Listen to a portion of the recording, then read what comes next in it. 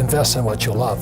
I love business. I love real estate. I mean, I really love it. I own this building here. And I love gold and silver. So I invest in what I love. Most people say, do what you love, but I rather invest in what I love. But I love being an entrepreneur. I love investing. It's like Shark Tank to me. I'm always looking at new businesses, new deals. It's just a game like this. When you look at the financial statement, that's like a scorecard. It's like a golf scorecard, it's your financial statement. But as you know, our schools teach us nothing about financial statements. Only lazy people use their own money. And that's because I have spent much of my life raising capital. Today you have crowdfunding and all that stuff. But the reason I had to learn to raise money was because I had no money. And so if you read Rich Dad, Poor Dad, in there, my rich dad always said, never say, I can't afford it. And it was my rich dad and many of my teachers subsequent to that said, lazy people always say, I can't afford it. I don't have the money. That's why they're poor. They have a poor mindset. So instead of figuring out how to raise money, it's just really easy to be a loser. And I call losers. It pisses them off. Because we all have the power, if we wanted to not be poor if we learned how to raise money. So the reason I say only lazy people use their own money is because it takes much more intelligence to raise capital. And so I've never been able, ever since my rich dad, since a little boy, my rich dad forbade me from ever saying, I can't afford it. He says, figure out how you can afford it. How can you do something? Figure out how you can do something. So over my lifetime, most of the projects I've started, I've never had any money. I like not having money because it forces me to think. I get creative.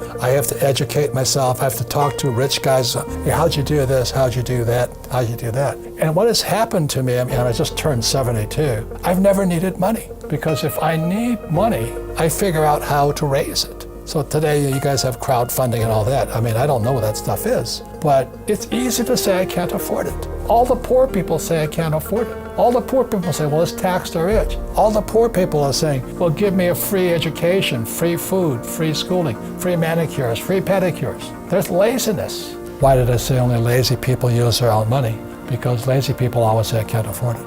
I can't do it. It's easy to say that, and that's why they're poor. It's harder to go raise $1 million than to say I can't afford it. To be successful in the world of business, there's 3 basic types of education you must have. 1, academic education. That's reading, writing, arithmetic. It's very important. I'm not saying it's not important, it's extremely important.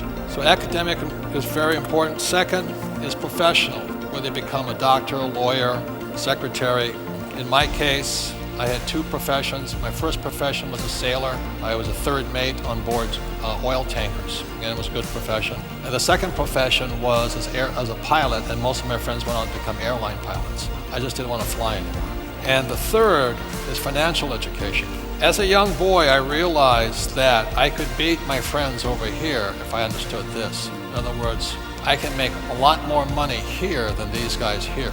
The beauty of the world today is that, like when I went to work for Standard Oil of California, I got paid by the month. And if I was a pilot flying for the airlines, I got paid by the month.